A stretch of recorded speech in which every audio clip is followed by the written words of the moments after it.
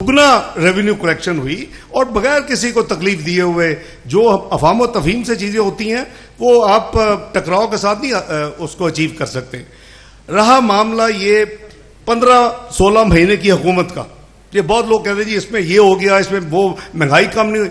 ओ भाई, ये महंगाई की लड़ाई नहीं थी, ये सर्वाइवल का 16 महीने की जंग थी कि पाकिस्तान को डिफॉल्ट से बचाना है, पाकिस्तान को श्रीलंका होने से बचाना है।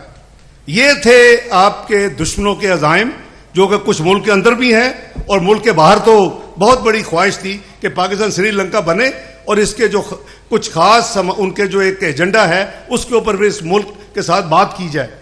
तो ये मुझे याद है कि ये कितना मुश्किल फैसला था मियां मोहम्मद नवाज शरीफ के लिए लंदन में बैठ के करना कि हुकूमत में जाना है कि नहीं जाना, वरना शहबाज साहब को तो 15-16 महीने की प्राइम मिनिस्टरशिप के क्या फर्क पड़ता था।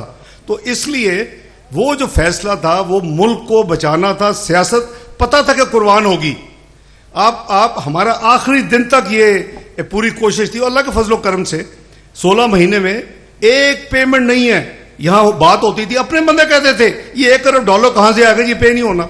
ये हम पहले जहाज में बैठे, इनको कहा हुआ था प्राइम मिनिस्टर शहबाज शरीफ को कि $1 बिलियन के लिए 2 साल का इसको बॉन्ड को आगे ले जाए, ये जो पेरिस क्लब में चले जाए। मैंने कहा शहबाज साहब ये बिल्कुल हमने नहीं करना, ये अल्लाह के फजल करम से हमने हर पेमेंट वक्त पे करनी है। जो हमारी पाकिस्तान की लायबिलिटी हमने हर पेमेंट वक्त पे की। उसके बावजूद रिजर्व जो मियां शहबाज शरीफ ने प्राइम मिनिस्टर का जब हल्फ लिया उतने रिजर्व भी छोड़े, फॉरेन एक्सचेंज रिजर्व।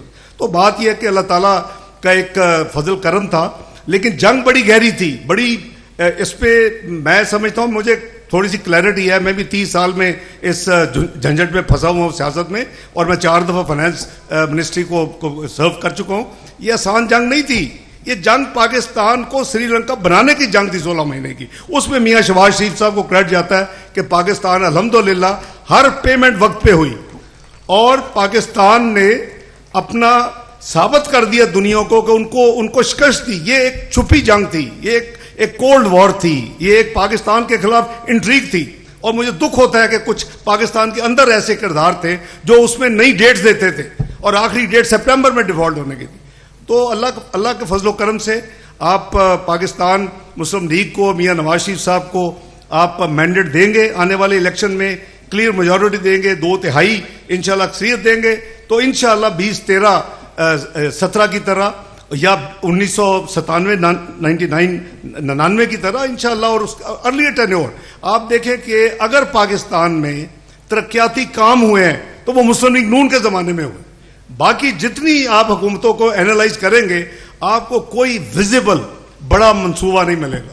तो ये एक बहुत बड़ी एक आपके पास माजी की एक तारीख रकम मुस्लिम लीग नून ने की है, और उसमें मियां शहबाज शरीफ साहब ने पंजाब में एज चीफ मिनिस्टर और इस टेन्योर में एज प्राइम मिनिस्टर अपनी भरपूर दिन रात मेहनत करके जो पाकिस्तान की खिदमत की है। मैं आई एम श्योर कि इंशाअल्लाह अल्लाह ताला इनको उसका बहुत बड़ा अजर देंगे, इस दुनिया में भी और आखिरत में भी। बहुत शुक्रिया।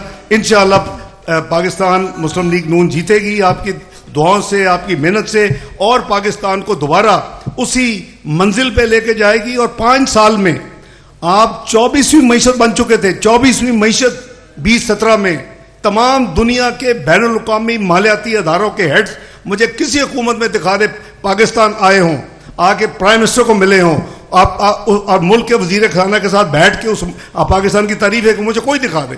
ये एक वाहिद एक टेन्योर था मुस्लिम लीग नून का कि 2016-17 में तमाम heads of financial institute Pakistan आए, world bank, IMF, Asian development bank, जितने Asia infrastructure bank, Islamic development bank, IFC, अब यू नेम इट, देखे पाकिस्तान। आप प्राइम मिनिस्टर के बाद या सरीना में या मैरियट इस्लामाबाद में बैठ के पाकिस्तान के फ्यूचर की तारीफें करते थे।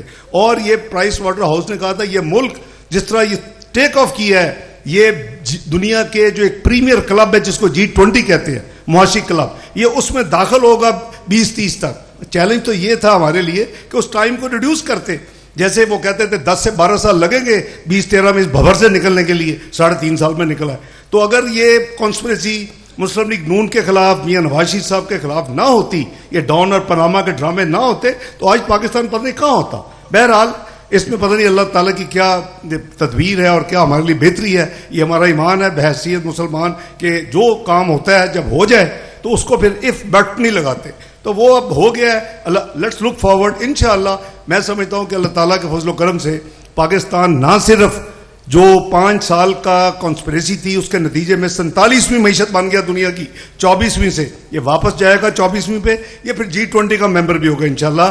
میاں نواز شریف کے آنے کے بعد شہباز شریف صاحب اس کو ڈکلیئر کر چکے ہیں, وہ ہمارے کینڈیڈیٹ ہیں, امیدوار ہیں وزیر اعظم کے, اور ان کی کارکردگی میں ان کی ٹیم انشاءاللہ پاکستان کو دوبارہ G20 میں لے کے جائے گی. بہت شکریہ. پاکستان زندہ باد. تاجر اتحاد.